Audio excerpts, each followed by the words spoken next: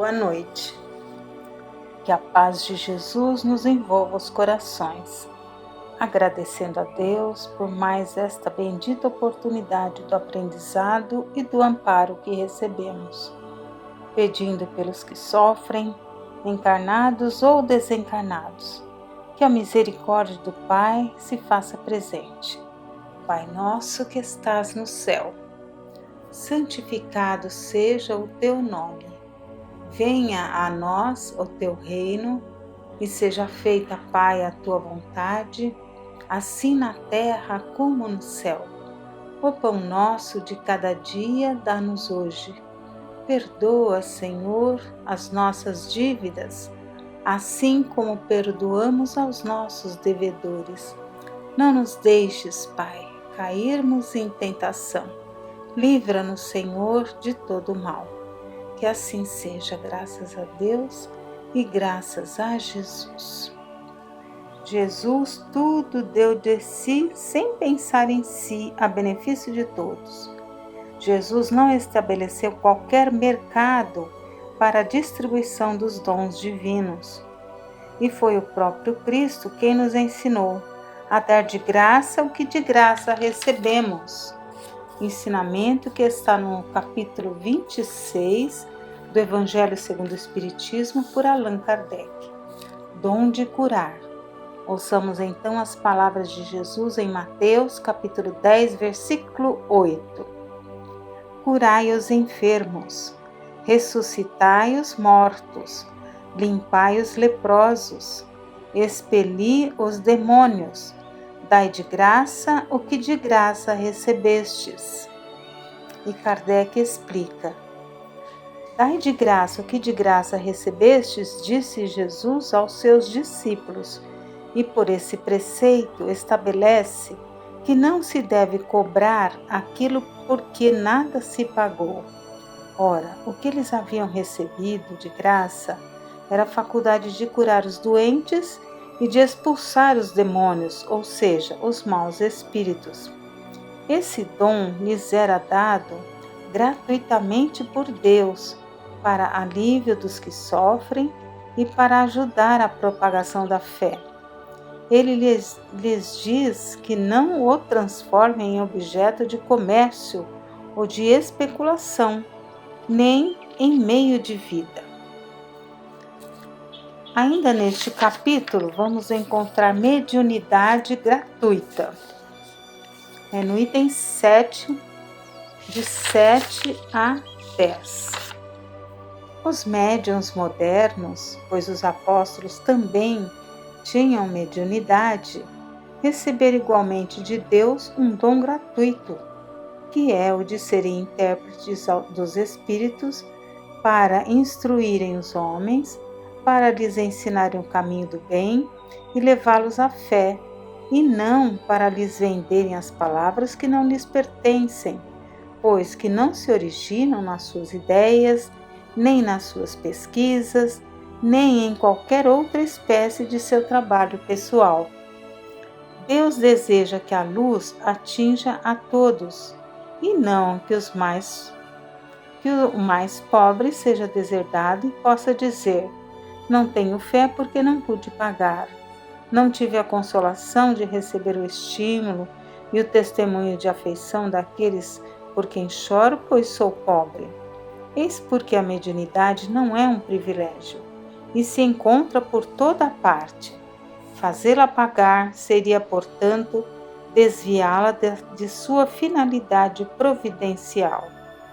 Qualquer pessoa que conheça as condições em que os bons espíritos se comunicam, sua repulsa a todas as formas de interesse egoísta, e saiba como pouca coisa basta para afastá-los, jamais poderá admitir que os espíritos superiores estejam à disposição do primeiro que os convocar a tanto por sessão.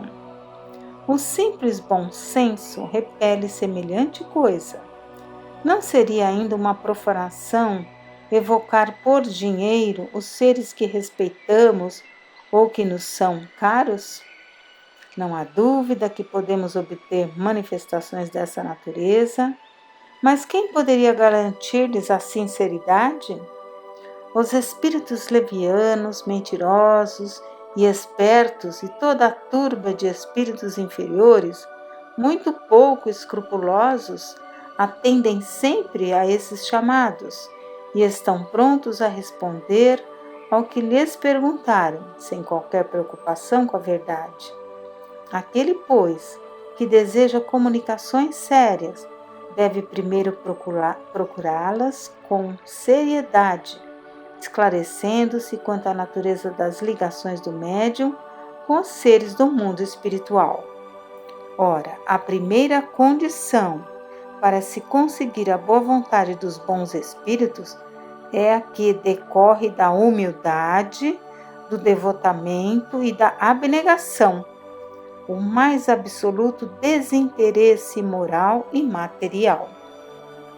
Ao lado dessa questão moral, apresenta-se uma consideração de ordem positiva, não menos importante, que se refere à própria natureza da faculdade. A mediunidade séria não pode ser e não será jamais uma profissão, não somente porque isso a desacreditaria no plano moral, colocando os médiuns na mesma posição dos ledores da sorte, mas porque existe ainda uma dificuldade material para isso. É que se trata de uma faculdade essencialmente instável, fugidia, variável, com a qual ninguém pode contar na certa. Ela seria, portanto, para o seu explorador, um campo inteiramente incerto, que poderia escapar-lhe no momento mais necessário. Bem diversa é uma capacidade adquirida pelo estudo e pelo trabalho, em que por isso mesmo torna-se uma verdadeira propriedade, da qual é naturalmente lícito tirar proveitos. A mediunidade, porém, não é nem uma arte, nem uma habilidade, e por isso não pode ser profissionalizada. Ela só existe graças ao concurso dos espíritos. Se estes faltarem, não há mediunidade, pois, embora a aptidão possa subsistir, o exercício se torna impossível.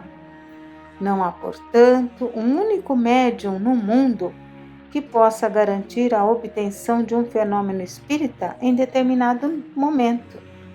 Explorar a mediunidade como se vê é querer dispor de uma coisa que realmente não se possui.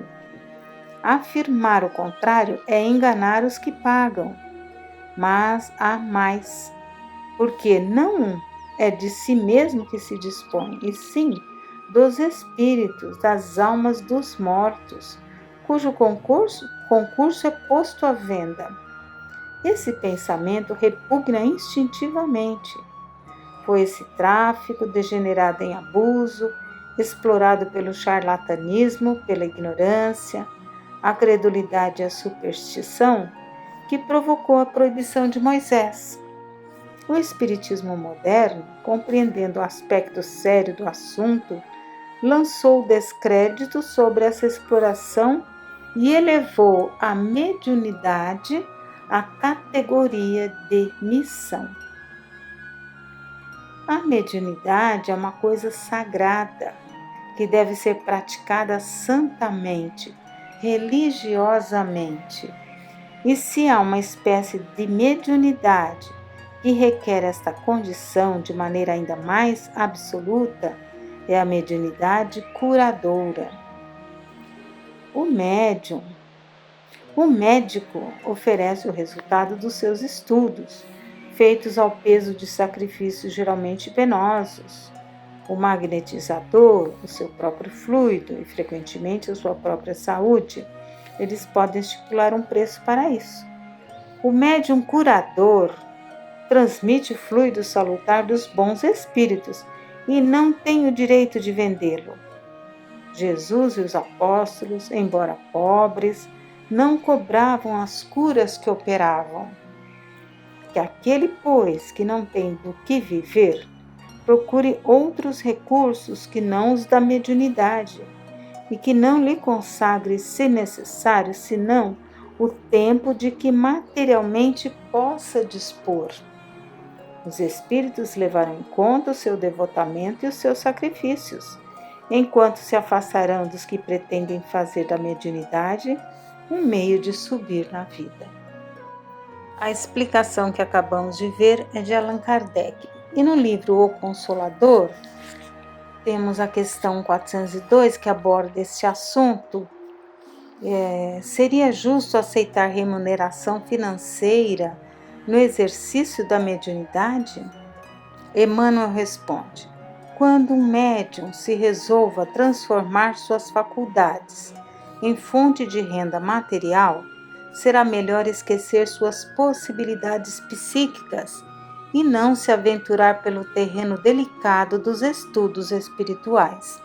A remuneração financeira, no trato das questões profundas da alma, estabelece um comércio criminoso, do qual o médium deverá esperar no futuro os resgates mais dolorosos. A mediunidade não é ofício do mundo, e os espíritos esclarecidos na verdade e no bem conhecem, mais que os seus irmãos da carne, as necessidades dos seus intermediários.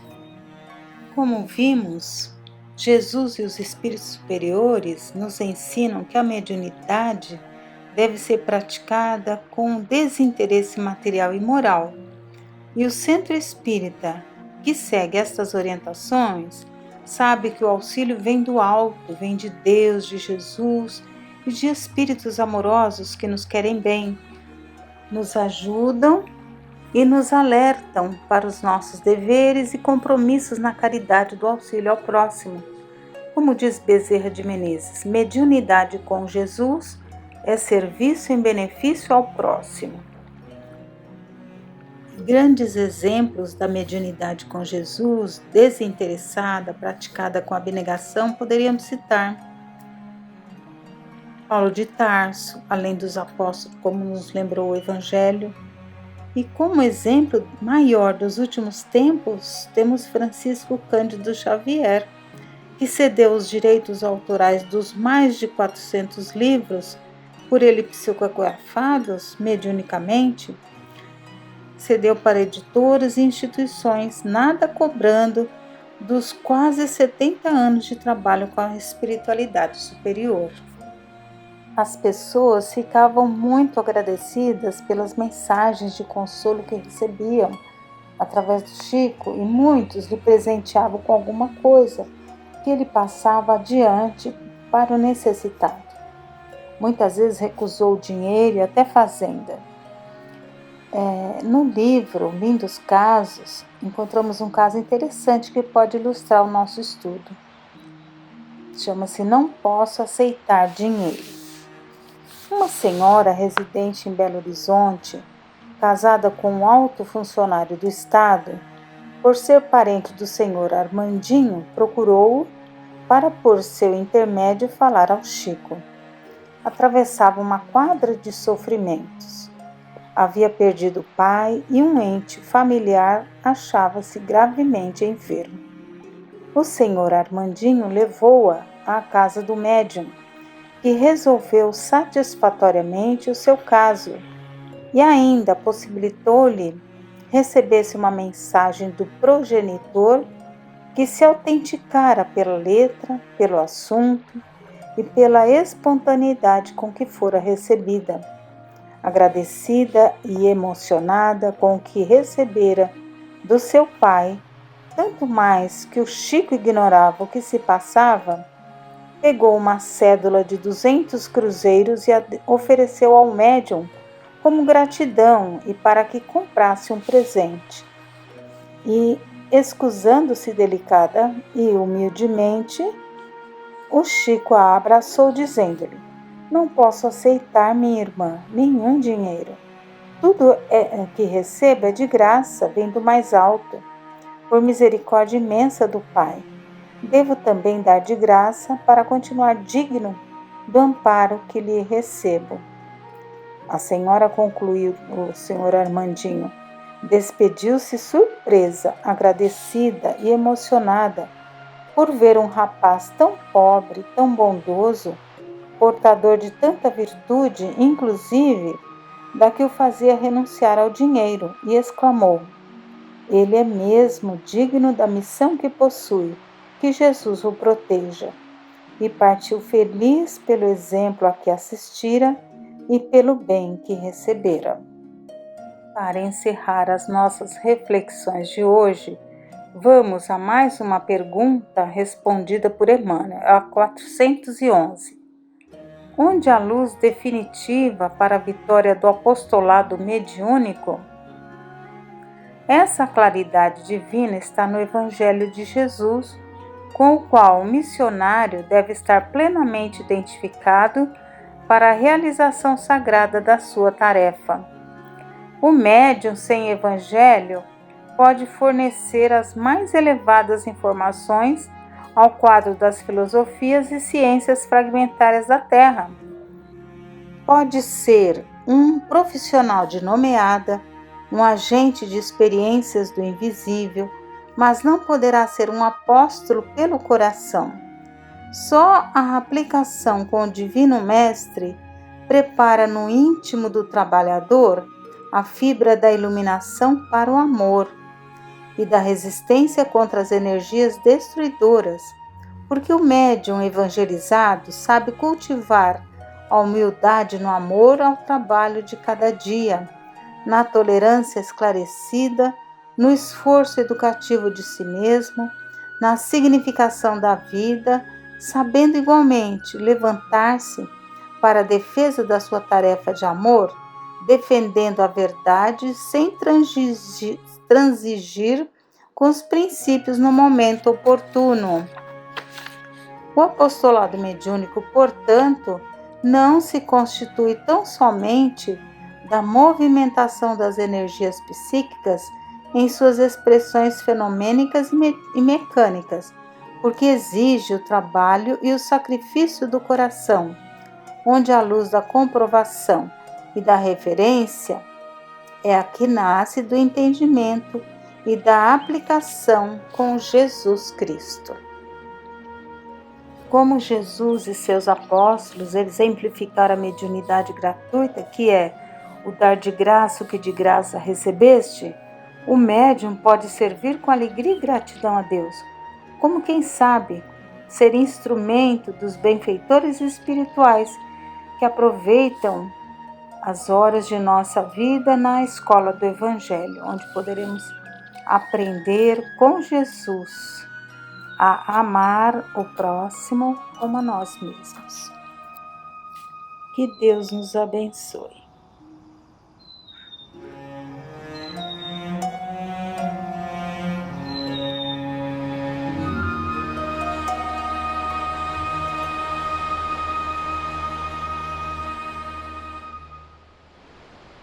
Boa noite a todos. Dando continuidade, então, ao nosso encontro desta noite, vamos buscar um texto da Amélia Rodrigues. Amélia Rodrigues, ela desencarnou em 1926 na Bahia, uma grande educadora, deixou marcas muito importantes, muito significativas, na assistência social também, e muito contribuiu por ser um espírito de muita condição. Então trouxe um grande avanço para a educação, e no plano espiritual ela continua, como já aqui entre nós, a estudar profundamente o Evangelho de Jesus, e ela nos traz uma riqueza de detalhes, todas baseadas, são vários livros, são pérolas do Evangelho, são alguns livros em que ela nos traz detalhes de passagens relatadas pelos evangelistas, mas com determinados conhecimentos que não foram registrados. Então é muito enriquecedor esses livros que ela nos traz, ampliando o nosso conhecimento para entendermos melhor as situações que são relatadas pelos evangelistas, que foram vivenciadas por Jesus. Então, aqui nós temos no livro Quando Voltar a Primavera, psicografado pelo Divaldo Franco. O capítulo chama-se Jerusalém, Jerusalém. Havia júbilos explodindo no ar. A jornada fora preparada desde antes. O verão dourava Jerusalém e o cimbório do templo refletia à distância a claridade álacre, que denotava o zelo e a técnica arquitetônica dos construtores contratados por Salomão para quando for erigido o santuário, orgulho da raça judia. Portas de cedro com adornos de prata e ouro, colunas de pórfiro e mármore preciosos, pedras trazidas de longe terras, adornavam as largas naves, os corredores, os acessos duplos e embelezavam os diversos átrios, multiplicados na cidadela religiosa onde encontravam guarida os vários fiéis e viajantes pertencentes às diversas atividades do cotidiano. O altar, atrás da pesada cortina de veludo, uma única peça que ocultava a Arca da Aliança e os papiros sagrados, era o local privilegiado apenas para os sacerdotes e príncipes do sinédrio que o podiam ultrapassar. Realmente podemos depreender que era muito lindo o templo de Jerusalém, construído por Salomão, e ele havia sido reformado. Herodes tinha deixado ali mais enriquecido ainda, Herodes o Grande, né? Tanto que Marcos começa a profecia no conhecido capítulo 13 de Marcos, que são as profecias, né? Ele começa relatando a destruição do templo, em que os discípulos falam ali para Jesus, admirando, né? Admirando aquela beleza daquelas pedras, daquela arquitetura, e Jesus diz, não ficará pedra sobre pedra, né? Então, por que nós estamos buscando? Chegou para mim esses dias esse texto. E é hora de recordarmos, né? No início da pandemia, nós falávamos muito sobre esses ensinamentos de Jesus, proféticos, para nos alertar, né? Para nos prepararmos melhor, mas é tempo de retomarmos de quando em quando esses aprendizados, né? Então vamos lá, vamos voltando ao texto que é muito rico. Ao entardecer daquela terça-feira de ardente Nissan é abril, né? Então já estava essas profecias que Jesus passou a fazer mais intensamente, foi já no mês de abril, que foi o mês em que Jesus parte, né? A sua crucificação, a sua morte foi em 14 de Nissan, que corresponde ao mês de abril. Então, vamos lá.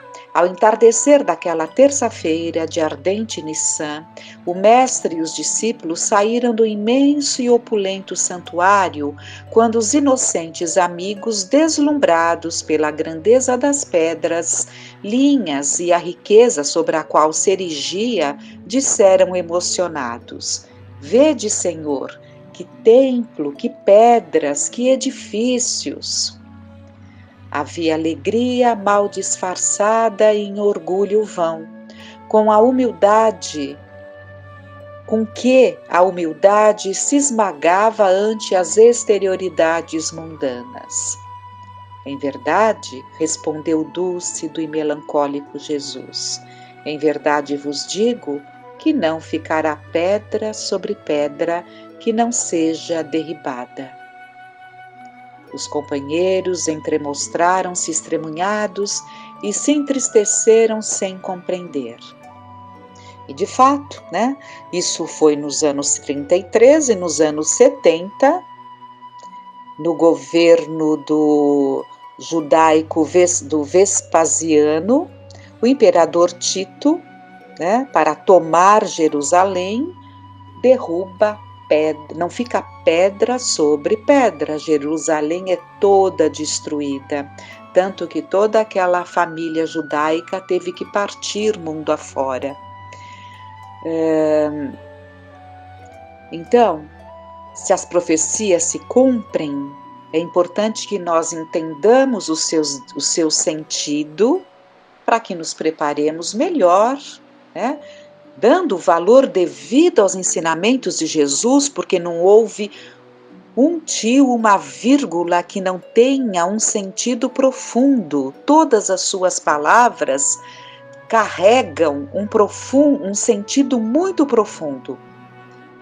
E nós temos que justamente aproveitar a clareza que a doutrina espírita nos traz para compreendermos mais claramente os ensinamentos, muitas vezes velados, trazidos por Jesus. Mas vamos lá. Afligem-se, mas silenciam. O ar apresentava-se abafado àquela hora da tarde e o mormaço desagrada. Dirigindo-se ao Monte das Oliveiras, Pedro, João, André e Tiago, não podendo sopitar a angústia e a curiosidade, aproximam-se do amigo e inquirem: Senhor, dizei-nos quando se darão essas lamentáveis ocorrências e quais os sinais que as anunciarão, a fim de que estejamos vigilantes e não sejamos surpreendidos pela desgraça. O Senhor projeta-se na direção do futuro. A presciência do Divino Amigo. Vencendo os limites, tempo e espaço, ele tem a visão dos atormentadores dias que o homem viverá. A orgulhosa Jerusalém passa pela visão precognitiva sob o peso esmagador das legiões do filho de Vespasiano e acompanha a terrível destruição do ano 70. O orgulho pernicioso e venal da presunção humana é o seu próprio garrote vil e a impossibilidade de facultar-lhe o ar mantenedor da vida. O bafio pestilento que esparze asfixios que o fomentam desde o início. Uma profunda tristeza macera a face do Senhor. E porque estivesse a ver as amarguras e dores sem nome do futuro, acompanha ainda mentalmente o crescimento da tecnologia sem alma, da ciência sem Deus, das religiões desfiguradas pela ausência do amor e das filosofias esdrúxulas, quando estarão irrompendo as calamidades por vindouras. Não se trata de um fatalismo histórico, antes de um determinismo que defluirá da invigilância e do despautério no uso do livre-arbítrio de homens e nações que fomentariam as terríveis hecatombes. Vê os artefatos bélicos de alto poder destrutivo, as cidades arrasadas, os povos esmagados, o cativeiro de bilhões de criaturas que transitam algemadas às paixões dissolventes, ardendo em febres de desespero incoercível e devastador. As sombras se adensam em relação ao porvir e o clamor de vozes sobe ao céu. Nesse momento, as expressões estelares, as expressões estrelares, as virtudes que estão nos céus, caem como lâmpadas mágicas sobre a indescritível escuridão, apontando esperanças, enquanto trombetas de luz convocam a era nova. Então, Jesus como que vislumbrou num olhar profundo esses momentos que viveríamos e chegou ao ponto em que haveria a era nova, em que as virtudes que estão nos céus nos trariam o sopro da esperança, o sopro da renovação. Que são os tempos que vivemos, que se fazem tão difíceis, mas não nos faltam vibrações amorosas e presenças que nos ajudam. Continuemos. Jesus abre então a boca e dá início ao comovedor e profundo sermão profético. A balada da montanha, hífen de bênçãos entre os homens e Deus, Eles estavam no Monte das Oliveiras. Eles saíram ali do Templo de Jerusalém, né? Caminharam ali logo perto e ali estava a montanha, né? O Monte das Oliveiras. Então, a balada da montanha cede lugar às premonições terríveis, abismos de sombra em que a invigilância arrojaria aqueles que não ouvissem ou não quisessem seguir o primeiro que foi enunciado, ou não quisessem seguir o primeiro que foi enunciado. E assim ele começa a profecia. A catástrofe prevista agora resultaria da desatenção ao apelo imovente e terno de antes.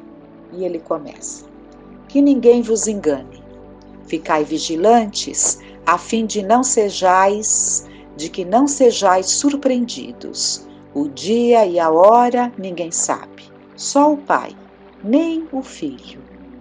Estavam lançadas as linhas terrificantes das duras e trágicas aflições futuras. E continua Jesus: não passará esta geração sem que as minhas palavras se cumpram. Antes passarão os céus e a terra, não as minhas palavras. Os companheiros se aconchegam e fitam o Rabi transfigurado, compreendendo a magnitude do momento, as graves responsabilidades que competiam a todos. Continua Jesus: quem estiver nos montes, não volte à cidade, e quem se encontrar nos telhados, não desça, não haverá tempo. Novamente os olhos se abrem desmesuradamente, e um frio de pavor percorre os homens simples, longe de entenderem os anúncios e os prognósticos sombrios. Continua Jesus: muitos virão em meu nome e vos iludirão, que ninguém se deixe enganar. Quando disserem que o Cristo está aqui ou ali, não vades.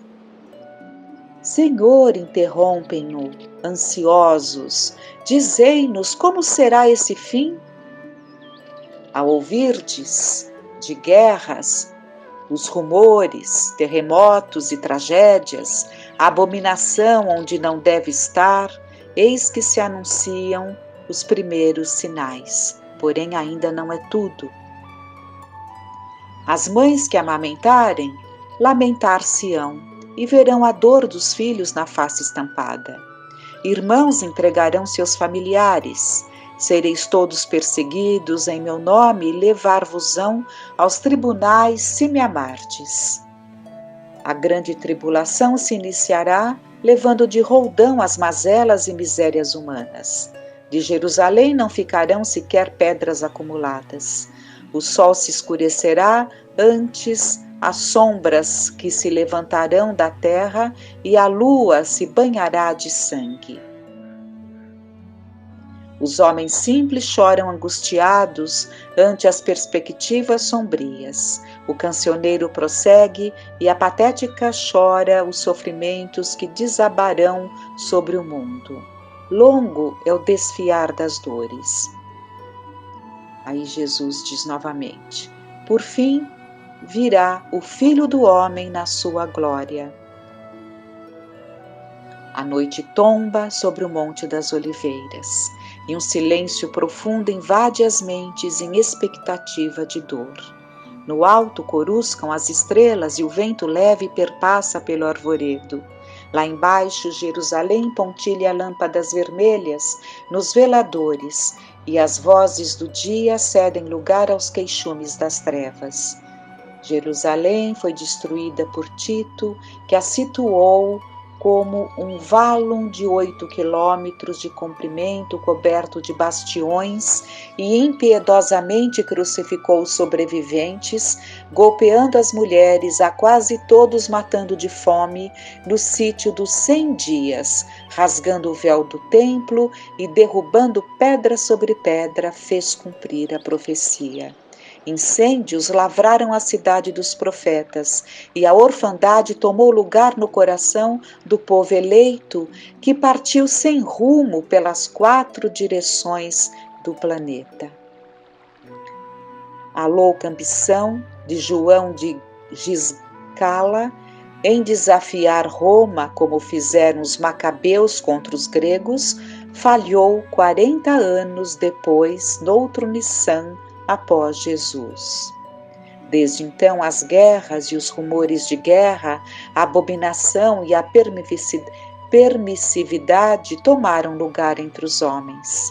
Tem havido crescimento horizontal da cultura na Terra e pouca ascensão na verticalidade da vida. Pululam em triunfo os pigmeus morais em eloquente alucinação de poder, em detrimento dos gigantes que se apagam nos ministérios da renúncia, acendendo esperanças no mundo. Multiplicam-se as sombras.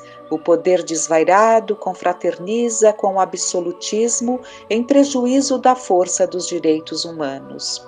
A humildade segue esmagada e o triunfo calça as velozes sandálias da ostentação hedionda e da criminalidade absurda. Hoje, o mundo estertora. Os clarões das deflagrações dos artefatos nucleares ocultam a claridade do sol e os que lhe sofrem o pesadelo não dispõem de tempo para vir ao lar ou fugir para os montes.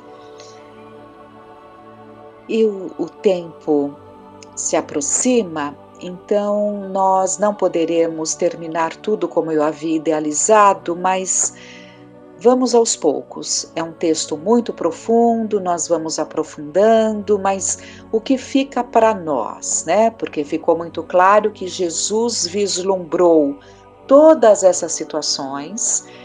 Se lermos com atenção, e tudo fica no site da casa, os textos, lendo com atenção, buscando no próprio Evangelho, na íntegra, essa passagem, vamos ver que tudo tem um profundo significado.